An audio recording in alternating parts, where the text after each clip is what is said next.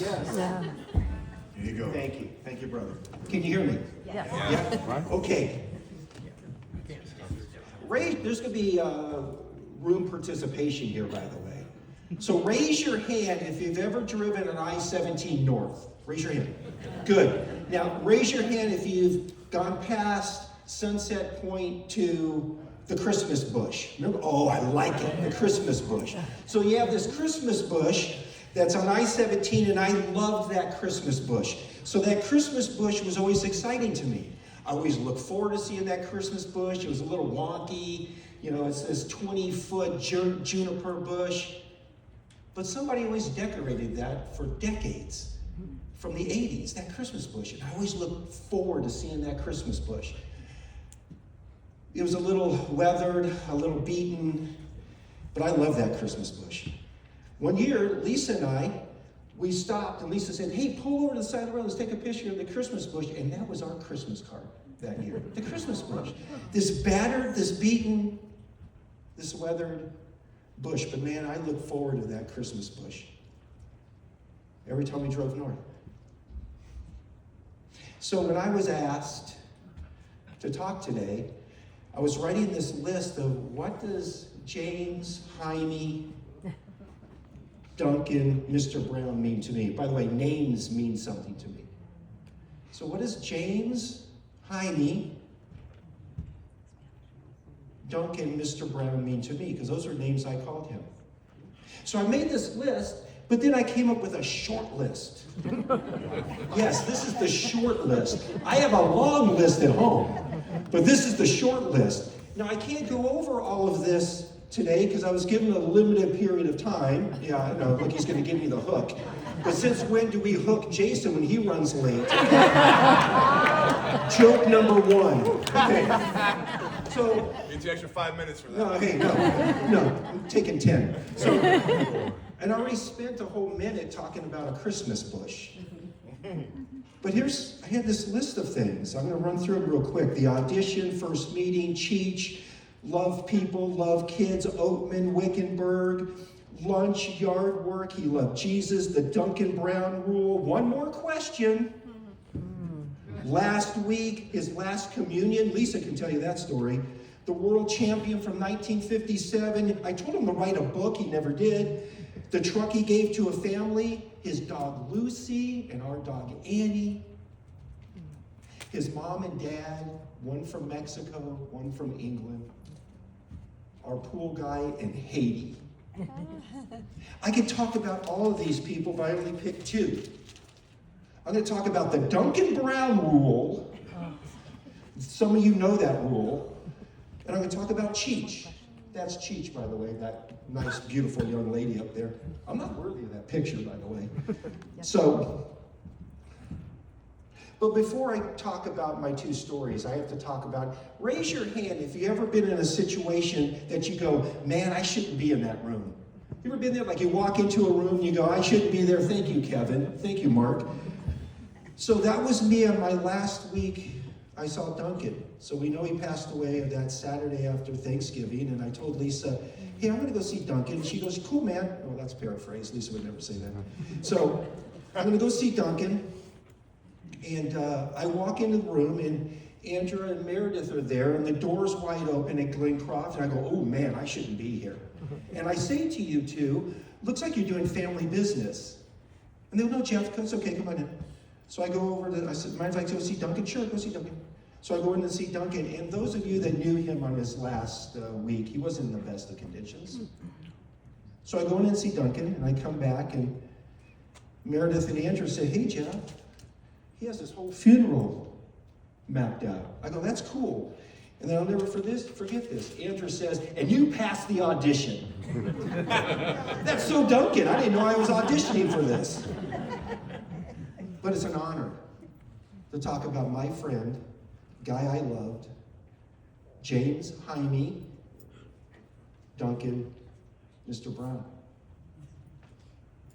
First story, the Duncan Brown rule. We have gatherings at our house, and those of you in this room have been to our gatherings, and I have activities, and I put activities together because I want to have fun, so we have a buffet, so we have these activities, and Duncan's been there for years, so we have like 20 or so people gathered, and I make teams, and so I have this activity. It could be a trivia contest, it could be Pictionary, or a combination of both. So we put teams together, and then you have generations of team. You might have a team that has a 5-year-old with a 96-year-old when Asher was still alive, but you have this team. But we all know rules of games, right? You know the rules.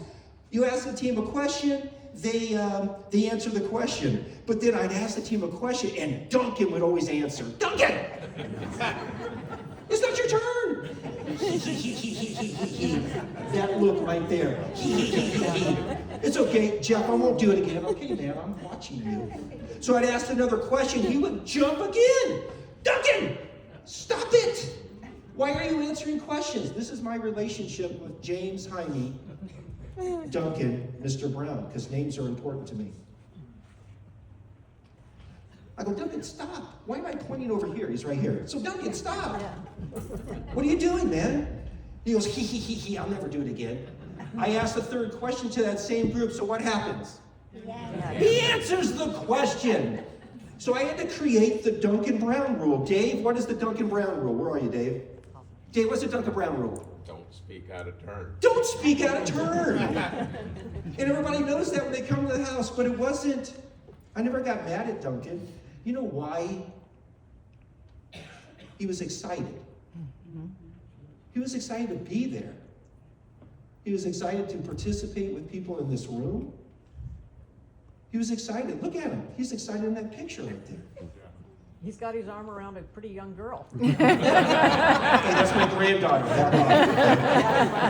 Yeah. So the man was excited, but when people come to our house, I have to explain the Duncan Brown rule. Your dad lives on in our house. He has a legacy. I named something because names are important to me. I named a rule after your dad.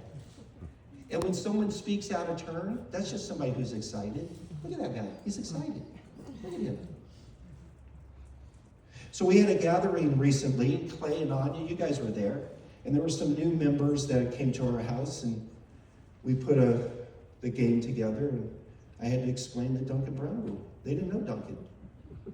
But every time I explain the Duncan Brown rule, because names are important to me, I'm going to explain your dad, the excitement that he had. James, Jaime, Duncan, Mr. Brown. I never called him Dunk because I wasn't worthy of that name for him. Second one, Cheech. By the way, that's Cheech. Her name is Madeline. She's 18 years old now. She lives in Montana. I'm going to start crying here. She lives in Montana. And Duncan has known Madeline her entire life. She grew up over here. She went to the nursery, Calvary Kids, high school, and now she's living on her own. Brooke, his last week, he kept talking about you, by the way. You need to know that. He loved you.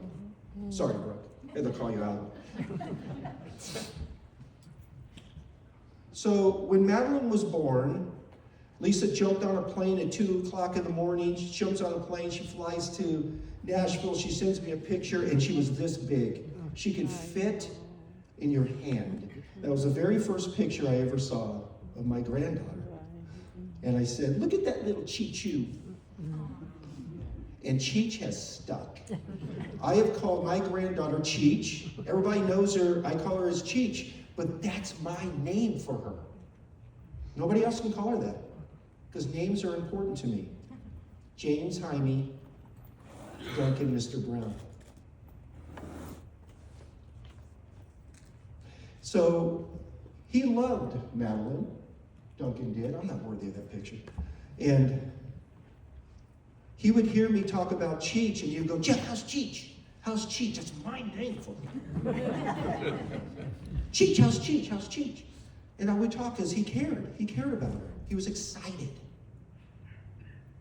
So one day, when Madeline was 4 and 5 years old, I go, hey, Madeline, is it okay if Mr. Duncan calls you Cheech? Papa, I love Duncan! Yes, so do I. I love Duncan too. So that's going to be our name for you. Yay! She runs off. I shared a special name with my granddaughter, Cheech. Duncan is the only other person that was allowed to say that. So every time he said Cheech, I got a glow in my heart because he talked about that nice, beautiful young lady up there that he has known since she was a baby. So I'm going to miss it when Duncan asked me about Cheech, because he was the only other person I got to say that name with, because names are important to me. You know who else is going to miss that? Cheech. She couldn't be here today. She's in Montana. Duncan Brown was my Christmas bush. He was a little quirky, a little battered and weathered, but the stories that Christmas bush could tell, don't know if all of them were true, but the stories that Christmas bush could tell. He was my Christmas bush. I was excited to see him every Wednesday night. He sat right back there behind me for 20 years. The Christmas bush was always there. I was excited to see him in the atrium. Where's my Christmas bush? Yeah, I was a little battered, a little withered, beat up around the edges, but man, what a story that Christmas bush could tell. I love that guy. James, Jaime, Duncan, Mr. Brown. Names matter. I'm going to miss that Christmas bush on Wednesday nights. I'm going to miss that Christmas bush at the Northwest Campus. When I see him coming down the atrium, he'll go sit down. I'll go see Dave and talk to my Christmas bush. He was always excited to talk to me and ask about Cheech. I'm going to miss that Christmas bush in our house when he blurts out answers and invoke the Duncan Brown rule. I'm going to miss going to his house that we talked about Jesus all the time. It wasn't about the yard work I did. It was about hanging out with Duncan because he was my Christmas bush. I look forward to it. That Christmas bush had a fire in 2019. It's still there, but it's battered. But I still get excited when I see that Christmas bush, but I'm not going to see this Christmas bush anymore. Not here until I see him in heaven. That's right. Thank you, sir. That Christmas bush used to rub my shoulders in the back on Wednesday night when this pastor goes too long. And you're not giving me the hook today either. But that was my Christmas bush.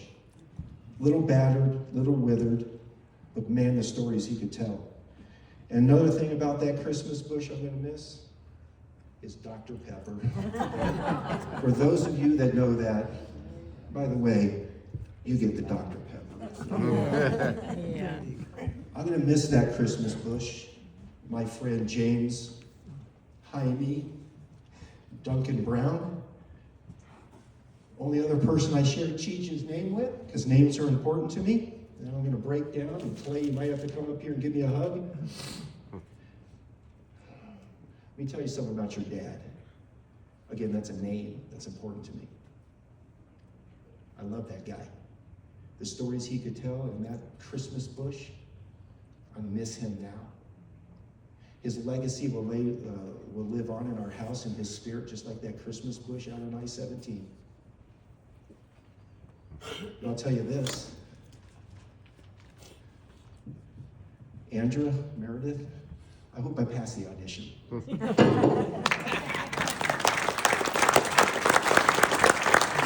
a game,